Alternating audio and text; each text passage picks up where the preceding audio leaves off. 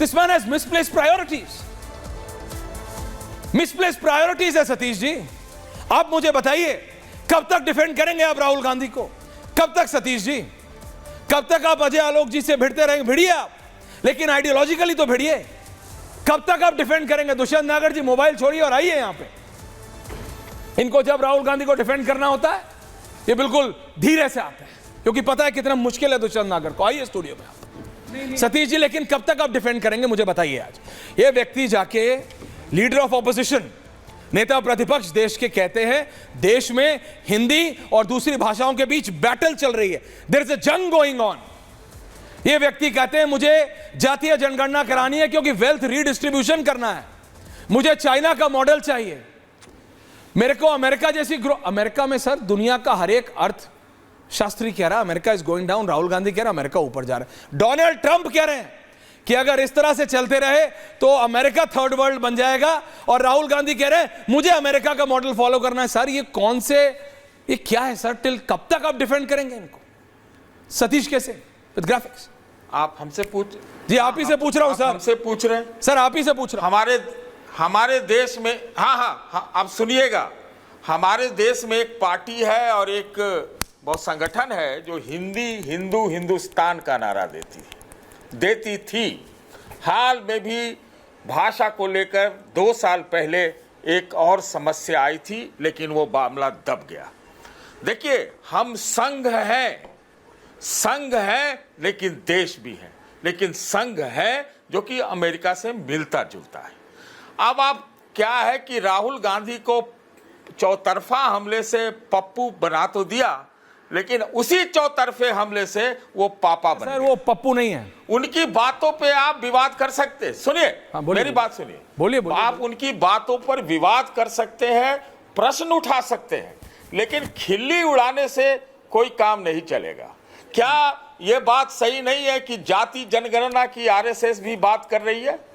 क्या इसकी बात नहीं है कि जो लिंक लैंग्वेज में जो है उसमें भाजपा भी उसी स्थान पे आई है? जी, मुझे क्या दिक्कत है? और नहीं, मुझे सतीश जी सुनिए, अगर आरएसएस करेगी तो आरएसएस से बहस करेंगे, पूछेंगे कि वेल्थ रीडिस्ट्रीब्यूशन के लिए आपको जातीय जनगणना करानी है। अगर आरएसएस के दत्तात्रेय जी बोलेंगे, भैया जी बोलेंगे, सुरेश जी बोलेंगे, तो मैं पूछूंगा अरे वेल्थ रीडिस्ट्रीब्यूशन के लिए जातीय जनगणना करानी है। सतीश जी, ये आप कह रहे हैं क्या? कह रहे हैं इस बात की, वो कह रहे हैं वेल्थ रीडिस्ट्रीब्यूशन के लिए, लेकिन कहते हैं इसका राजनीतिक नहीं, जो इकोनॉमिक डिस्पैरिटी है उसी के लिए तो जाति जनगणना हो रही है, होने की बात है।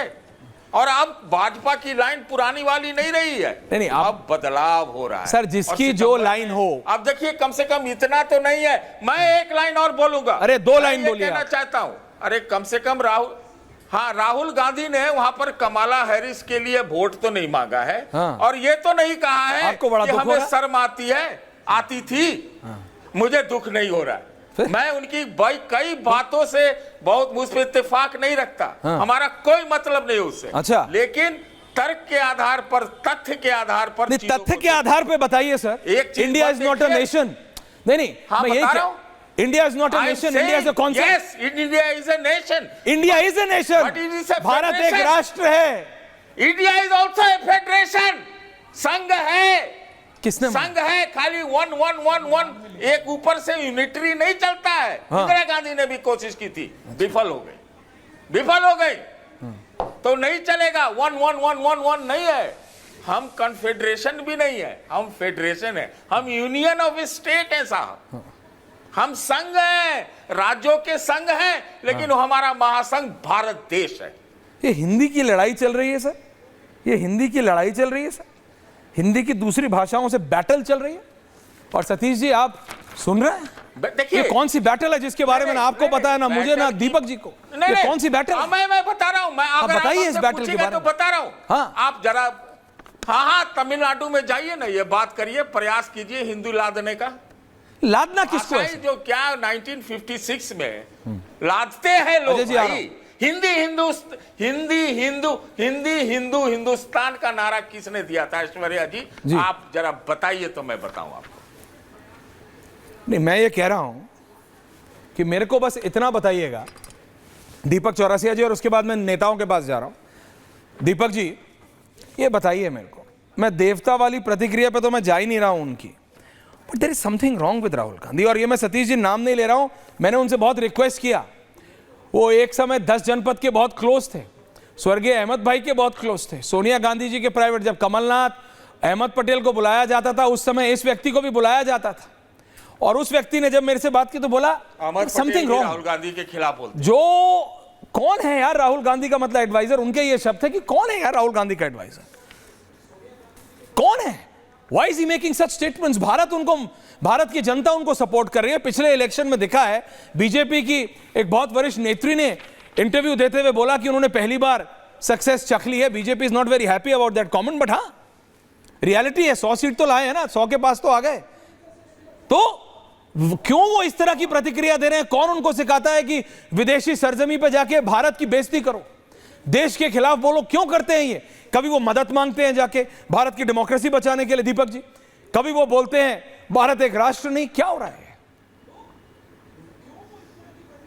दीपक चौरसिया, अजय जी आ रहा हूं इसके एग्जैक्टली बात।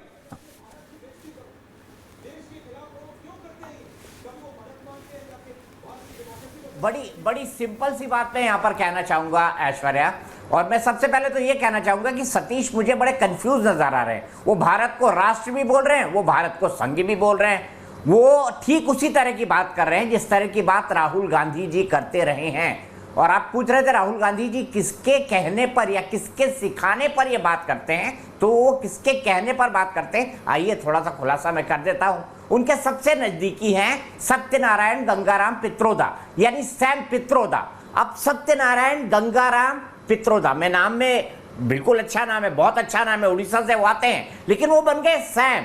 उनके देखने का नजरिया पूरा पश्चिमी है, और शायद राहुल गांधी भी चीजों को उसी नजर से देख रहे हैं। इसीलिए वो मूल भारत के कॉन्सेप्ट को नहीं समझ पाते हैं। जितना उन्होंने देखा, जितना उन्होंने समझा, जितना उनको पढ़ाया गया, उसको देखकर चलते हैं। मैं मानता हूं कि गलतियां करते करते करते वो 100 सीट तक पहुंच गए हैं, लेकिन हमको ये भी समझना चाहिए कि क्या वाकई में जिस पद के लिए वो लालसा रखते हैं, जिस पद के लिए अपने आप को वो उपयुक्त मानते हैं, उसके वो काबिल भी हैं या नहीं। देवता वाली बात पर मैं टिप्पणी जरूर करना चाहूंगा। मैं देवता का क्या मतलब होता है, वो व्यक्ति तो दे। हमारे यहाँ तो भारतीय सभ्यता और संस्कृति के अंदर कई बच्चे अपने पिताजी को दाता या देवता बोलते हैं, और कई पत्नियां अपने पति को देवता बोलती हैं। देवता का मतलब वो व्यक्ति जिससे आप किसी चीज की उम्मीद रख सके, और इसी आधार पर हमारे यहाँ भगवानों का, देवताओं का, बाकी चीजों का वर्गीकरण किया गया है, और हमारे यहाँ पूरी की पूरी थ्योरी है, पूरी की पूरी फिलॉसफी है। लेकिन सवाल यही उठता है ना ऐश्वर्या, आधा अधूरा, थोड़ा समझाया हुआ, थोड़ा ट्रांसलेट करा हुआ। जैसा राहुल जी बोलते हैं उन्होंने 4 वेद और 108 उपनिषद सभी पढ़े हुए हैं, ट्रांसलेटेड पढ़े हैं, ट्रांसलेटेड पढ़े हैं, ओरिजिनल पढ़े हैं, संस्कृत में पढ़े हैं, किस भाषा में पढ़े हैं, ये भी समझने वाली बात होगी। तो मुझे यही लगता है कि सब चीज़ का जब थोड़ा उठा लेते हैं ना, तो आप उसी तरह कंफ्यूज हो जाते हैं। जो हिंदी, हिंदू, हिंदुस्तान का नारा मुस्लिम लीग लगाया करती थी 1947 में, उसको अभी हमारे भाई सतीश के सिंह लगा रहे हैं टेलीविजन के स्टूडियो में। तो ये थोड़ा सा कंफ्यूज होने की निशानी है।